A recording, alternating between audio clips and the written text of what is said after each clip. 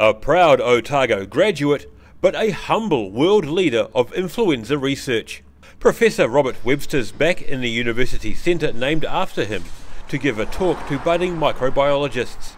He's been flown back to Aotearoa as a guest of the Webster Centre at Otago, and says lecturing in the facility isn't something he ever thought would happen. Oh, it's a fantastic honour, something that I could never have believed as a young person going through the university here and beginning microbiology with Molly Marples. He began researching microbiology in the 1950s after beginning his studies in chemistry.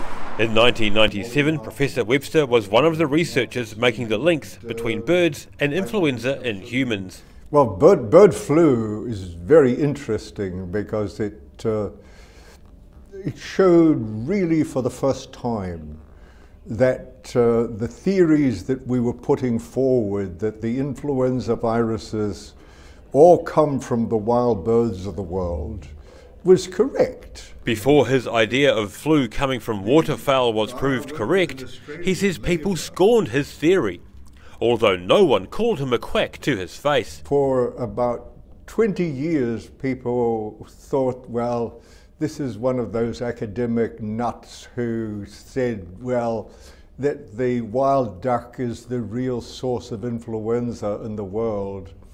And the attitude was, well, yes, the ducks have influenza, but they don't spread it to humans, they don't spread it to chickens, so why should we worry? His research wasn't legitimised until the bird flu pandemic of the late 1990s. Then children started dying in Hong Kong. More children started dying. And then it was tracked to the chickens and then back to the ducks.